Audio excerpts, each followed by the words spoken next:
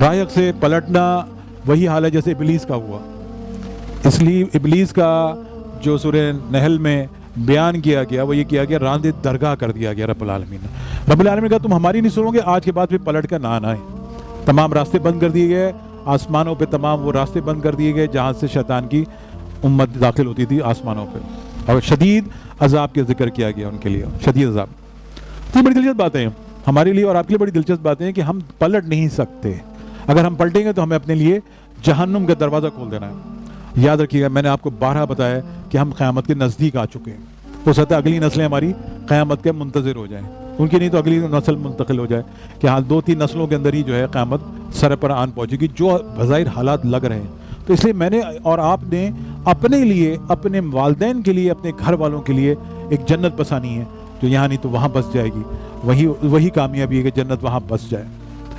اب واپس نہیں پلٹ سکتے. ہاں اگر کسی نے پلٹنا ہے تو مجھ سے خاموشی سے کہیں اور واک آؤٹ کر جائیں, کوئی مسئلہ نہیں. کہ مجھے لوگوں پہ بھروسہ ختم ہو گیا, میں نے پچھلے کئی سالوں میں لوگوں پہ بھروسہ ختم کر دیا. اب میں رب پہ بھروسہ کرتا ہوں. مجھے کوئی فکر نہیں کون آ رہا ہے کون جا رہا ہے, کیونکہ میرا پروگرام نہیں ہے. میرا یہ ایمان ہے کہ یہ پروجیکٹ جو ہے یہ بنیادی طور پہ میرا نہیں ہے, میرے بس سے باہر ہے.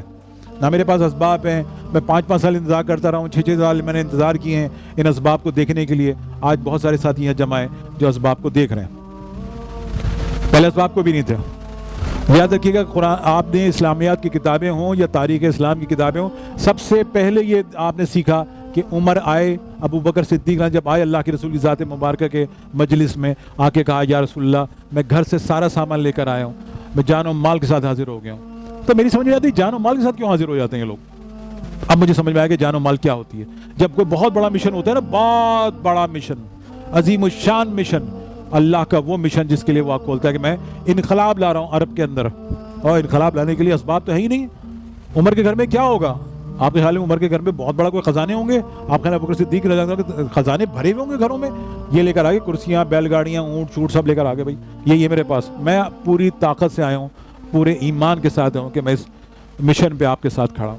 تو سمبولک طور پہ ہمیں بہت زیادہ تقویت ملتی ہے. چند افراد میرے ساتھ کراچی لاہور میں آئے, انہوں نے کہا جی ہم آپ کے ساتھ جان و مال کے ساتھ کھڑے ہیں.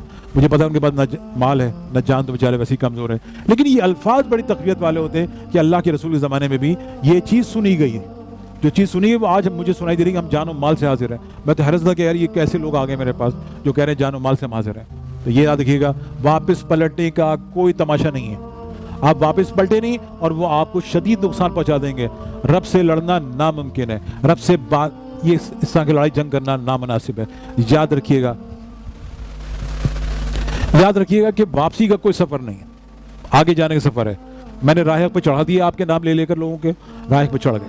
جو لوگ ایمانداری سے کام کر رہے ہیں, جو محنت سے کام کر رہے ہیں, جو دن کا ایک حصہ 1 گھنٹہ نکال کر اس مشن پہ کام کر رہے ہیں, اللہ ان کے لیے آسانیاں کر رہا ہے, اللہ ان کے لیے خیر والے معاملات فرما رہا ہے. اور جو لوگ صرف بیٹھ کے تماشا دیکھ رہے ہیں کہ جی ہم انتظار کریں گے, ابھی تو 11 سال میں انہوں نے کچھ نہیں دیکھا, 11 سال میں انہوں نے بہت کچھ کر لیا, لیکن شاید وہی بات آ گئی.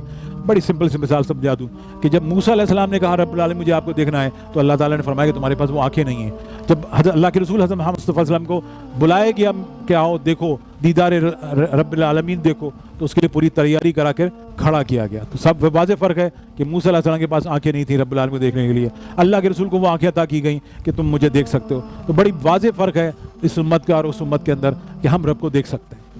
میں نے آپ کو بتایا کہ میرے پاس رب کے علاوہ کچھ نہیں ہے. ایمان تصور یہی ہے کہ سب کچھ رب ہے. واپسی پلٹے آپ کی پیٹھ چھیل دی جائے گی.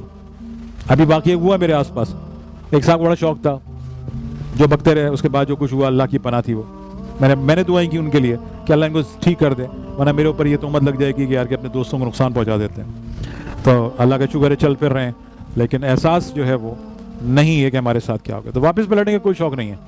آپ کتنے بھی پرانے, میں اب تو کتنا پرانا سمجھ رہا ہوں اس کام کے لیے کہ میں ہر دن نیا دن ہوتا ہے میرے لیے. میں سیکھتا خود ہی ہوں, سکھاتا بھی خود ہی ہوں, اپنے اوپر لاگو بھی کرنے کی کوشش کرتا ہوں کہ کچھ بہتر ہو جائے. تو اب واپسی کا کوئی سفر نہیں ہے. اگر آپ نے آج واپس جانا ہے تو آپ آج چلے جائے گا, زیادہ بہتر ہے. پلٹ کے واپس لائیں, کوئی مسئلہ نہیں ہوگا. واپسی کا سفر کوئی نہیں ہے. میں آپ کو پھر بتا رہا ہوں, راہ پہ واپسی نہیں ہوتی ہے. راہ پہ صرف شیطان ابلیس جو ہے وہ اللہ کے حکم کو انکار کر جاتا ہے. آپ نے سوچنا ہے کہ آپ نظام کے ساتھ چلیں گے تو آپ کی ذمہ داریاں بڑھ جائیں گی. آپ اس نظام کو فیل کریں گے, محسوس کریں گے, تو آپ کے اندر ایک نئی روح پیدا ہو جائے گی, آپ کے اندر ایک نئی طاقت پیدا ہو جائے گی. اگر آپ اس نظام کے ساتھ کھڑے ہوتے ہیں, اس نظام کو اپنے اوپر طاری کرتے ہیں, تو اللہ کی رحمت آپ کے ساتھ ہوگی.